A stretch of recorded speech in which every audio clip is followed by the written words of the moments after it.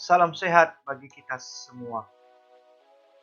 Perkenalkan, nama saya Beni Perlindungan Panangun Sega, SD Angkatan 49, Kelompok 3, peserta Latsar BPSDM, Provinsi Sumatera Utara, bekerjasama dengan LPP Agro Nusantara, Wilayah Medan. Di sini saya akan menyajikan materi etika publik yang pengampu materinya adalah Ibu Yapnur Mahia SSD MKes. Baiklah, saya akan mencoba menjadikan materi etika. Etika publik adalah refleksi tentang standar atau norma yang menentukan baik atau buruk, benar atau salah, sebuah perilaku atau tindakan, dan keputusan untuk mengarahkan kebijakan publik dalam rangka menjalankan tanggung jawab pelayanan. Kode etik adalah peraturan yang mengatur tingkah laku dalam suatu kelompok khusus. Sudut pandangnya hanya ditunjukkan pada hal-hal prinsip dalam bentuk ketentuan-ketentuan tertulis. Oleh sebab itu, etika publik berkaitan erat dengan kode etik. Dalam kode etik aparatur sipil negara telah diatur pada Undang-Undang ASN Nomor 5 Tahun 2014, di mana di sana telah disebutkan bahwa prinsip aparatur sipil negara adalah mempunyai nilai dasar. Kedua, mempunyai kode etik dan kode perilaku. Tiga, memiliki komitmen, integritas moral, tanggung jawab pada pelayanan. Empat, kompetensi yang diperlukan sesuai bidang tugas, kualifikasi akademik, jaminan perlindungan hukum dalam melaksanakan tugas, dan profesionalitas jabatan. Baik, dalam Undang-Undang ASN Pasal 4 disebutkan juga bahwa 15 nilai-nilai dasar etika publik. Pertama, kita sebagai ASN adalah memegang teguh ideologi Pancasila. Kedua, setia dan mempertahankan Undang-Undang Dasar Negara Republik Indonesia tahun 1945 serta pemerintahan yang sah. Tiga, mengabdi kepada negara dan rakyat Indonesia. Keempat, menjalankan tugas secara profesional dan tidak berpihak. Kelima, membuat keputusan berdasarkan prinsip keahlian. Keenam, menciptakan lingkungan kerja yang non-diskriminatif. Ketujuh, memelihara, menjunjung tinggi standar etika luhur.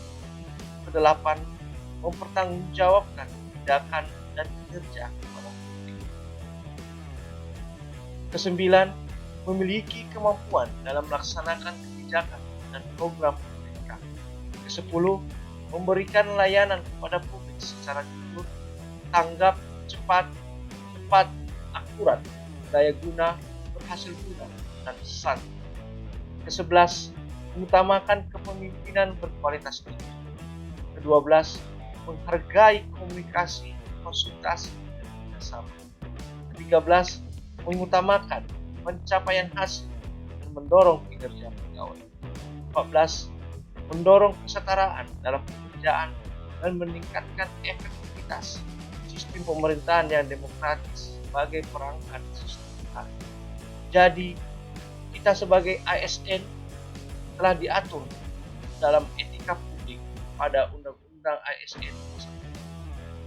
Baik, ada pun 12 kode etik dan kode perilaku ASN yang tercantum pada Undang-Undang ASN Pasal 5, yaitu pertama, melaksanakan tugasnya secara jujur, tanggung jawab, dan berintegritas. Kedua, melaksanakan tugasnya secara cermat dan disiplin. Tiga, melaksanakan tugas sesuai dengan peraturan perundang-undangan yang berlaku. Keempat, melayani dengan sikap hormat, sopan, dan tanpa tekanan. 5. Melaksanakan tugas sesuai dengan perintah atasan sejauh tidak bertentangan dengan peraturan perundang-undangan dan etika pemerintahan.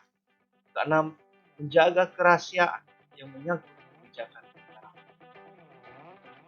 Ketujuh, menggunakan kekayaan dan barang milik negara secara bertanggung jawab, efektif, dan efisien. Kedelapan, menjaga agar tidak terjadi konflik kepentingan dalam melaksanakan tugas. Kesembilan, memberikan informasi secara benar dan tidak menyesatkan kepada pihak lain yang memerlukan informasi terkait kepentingan negara. Kesepuluh, tidak menyalahgunakan informasi intern negara, tugas, status, kekuasaan, dan jabatan untuk mendapat atau mencari keuntungan atau manfaat bagi diri sendiri atau untuk orang lain. 11. Memegang teguh nilai dasar ASN dan selalu menjaga reputasi dan integritas ASN. Dan terakhir, melaksanakan ketentuan peraturan perundang-undangan mengenai disiplin pegawai. Adapun goal yang akan dicapai ketika publik adalah pelayanan publik yang berkualitas dan relevan. 2. Sisi dimensi reflektif sebagai penyimbang dan alat evaluasi. 3. Modalitas etika jembatan antara norma moral dan tindakan individual. Etika publik. Moral dalam etika publik menuntut lebih dari kompetensi teknis karena harus mampu mengidentifikasi masalah-masalah dan konsep etika yang khas dalam penilaian. Dimensi modalitas dalam etika publik adalah memiliki sifat akuntabel, transparan, dan netral. Unsur-unsur modalitas dalam etika publik yakni akuntabilitas, transparansi, dan netralitas. Akuntabel adalah pada prinsipnya ada 3 aspek dalam akuntabilitas. Pertama, tekanan akuntabilitas pada pertanggungjawaban kekuasaan melalui keterbukaan pemerintah atau adanya akses informasi bagi pihak luar organisasi pemerintah. 2. Memahami akuntabilitas sekaligus sebagai tanggung jawab dan liabilitas sehingga tekanan lebih pada sisi hukum, ganti rugi, dan organisasi. 3. Tekanan lebih banyak pada hak warga negara bisa mengoreksi dan ambil bagian dalam kebijakan publik sehingga akuntabilitas disamakan dengan transparansi. Transparan. Organisasi pemerintah bisa mempertanggungjawabkan apa yang telah dilakukan dengan memberikan informasi yang relevan atau laporan terbuka terhadap pihak luar atau organisasi sendiri, atau legislator, auditor, atau publik, dan dipublikasikan. Netral adalah seorang ASN dari pengaruh partai politik untuk menjamin keutuhan, kekompakan, dan persatuan ASN, serta dapat memusatkan segala perhatian, pikiran, dan tenaga pada tugas yang dibebankan. ASN dilarang menjadi anggota dan atau pengurus partai politik. 8 area perubahan reformasi birokrasi yang telah dilaksanakan dan sedang berjalan. Pertama, manajemen perubahan. Kedua, penataan peraturan perundang-undangan. 3. Penataan dan penguatan organisasi. Keempat, penataan tata laksana. Kelima, penataan sistem manajemen SDM. Keenam, penguatan akuntabilitas. Ketujuh, penguatan pengawasan. Kedelapan, peningkatan pelayanan publik. 8 reformasi birokrasi ini sedang dilaksanakan dan akan menjadi tujuan terciptanya seorang ASN yang sesuai dengan harapan. Bentuk-bentuk kode etik dan implikasinya. Setiap pegawai pemerintah harus menghindari adanya konflik kepentingan dalam melaksanakan tugasnya. Konflik kepentingan akan mengakibatkan ada 3 yang sering yang menjadi konflik kepentingan, yaitu akan mengakibatkan penyalahgunaan kekuasaan, pengerahan sumber daya publik yang kurang optimal, peningkatan kesejahteraan rakyat yang terabaikan. Hal tersebut yang menjadi masalah di saat sudah terjadi konflik kepentingan. Untuk perilaku konflik kepentingan, aji mumpung, loyalitas ganda, menerima atau memberi suap, pemanfaatan informasi rahasia, menyalahgunakan pengaruh publik, dan pemanfaatan fasilitas organisasi atau lembaga untuk kepentingan pribadi. Ada beberapa tindakan yang harus dihindari karena termasuk di dalam kategori konflik kepentingan. Pertama, ikut serta dalam transaksi bisnis pribadi atau perusahaan swasta untuk keuntungan pribadi dengan mengatasnamakan jabatan kedinasan.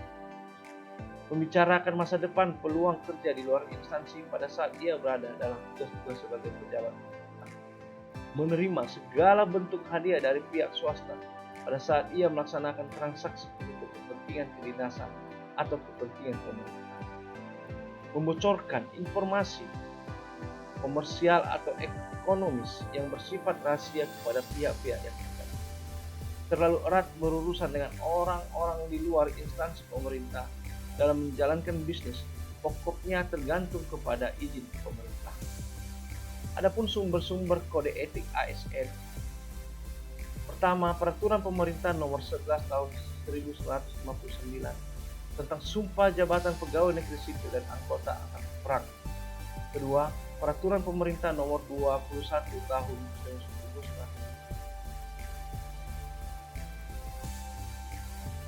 Baik, selamat pagi Bapak-Bapak sekalian.